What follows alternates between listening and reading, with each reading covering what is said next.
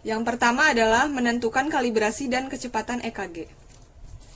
Kalibrasi standar adalah 10 mm atau 10 kotak kecil untuk 1 mV gelombang EKG, dan kecepatan mesin EKG standar adalah 25 mV per second. Selanjutnya yaitu menentukan denyut jantung atau heart rate. Caranya adalah menghitung jarak antara gelombang R1 dengan gelombang R2,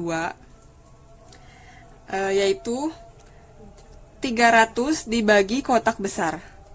Di sini, pada semua gelombang R1 dan gelombang R2, terdapat 4 kotak besar, yang berarti cara menghitungnya adalah 300 dibagi 4 kotak besar. Berarti hasil dari denyut jantungnya adalah 75 kali per menit. Selanjutnya yaitu menentukan pola regularitas kompleks QRS. Di sini polanya adalah kompleks QRS reguler karena jarak antara interval R1 dan R berikutnya adalah sama atau teratur. Pada setiap jarak interval R1 dengan R yang berikutnya adalah sama atau teratur, maka disebut dengan kompleks QRS reguler. Selanjutnya yaitu menentukan morfologi kompleks QRS. Di sini morfologi kompleks QRS adalah kompleks QRS sempit, dikarenakan pada setiap kompleks QRS yaitu berada di dua kotak kecil, lalu dikali dengan 0,04 second, dan hasilnya adalah 0,08 second, yaitu durasi kompleks QRS adalah kurang dari 0,12 second, yang disebut dengan kompleks QRS sempit. Selanjutnya yaitu menentukan ada atau tidaknya gelombang P, serta morfologinya. Di sini terdapat gelombang P pada setiap sebelum gelombang QRS. Ini adalah gelombang QRS, dan di sini sebelumnya ada gelombang P. Di sini ada gelombang QRS dan sebelumnya terdapat gelombang P. Di sini ada gelombang P sebelum dari gelombang QRS. Di sini juga terdapat gelombang P sebelum dari gelombang QRS. Selanjutnya yaitu menentukan aksis jantung. Cara menghitung aksis jantung yaitu dilihat berdasarkan letak lead 1 dan letak AVF. Di sini pada lead 1 yaitu lead satunya adalah positif karena leadnya naik ke atas, dan pada AVF juga AVF-nya adalah positif dikarenakan gelombangnya naik ke atas.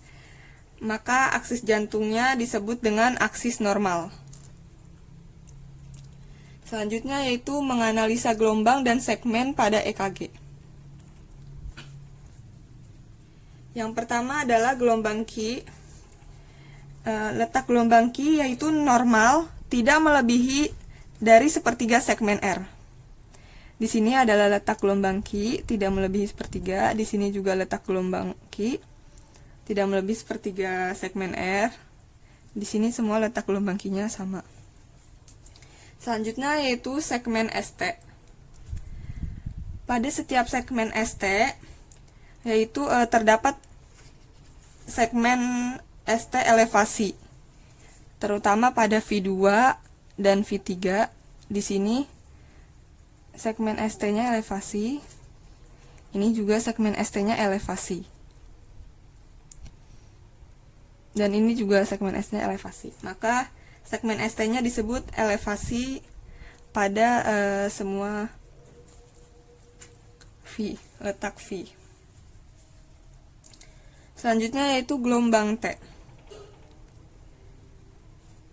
Di sini gelombang T-nya adalah normal, tidak melebihi 2/3 segmen R. Selanjutnya yaitu gelombang U. Pada EKG ini tidak terdapat adanya gelombang U. Selanjutnya yaitu interval QT. Di sini jarak antara interval Q dengan interval T-nya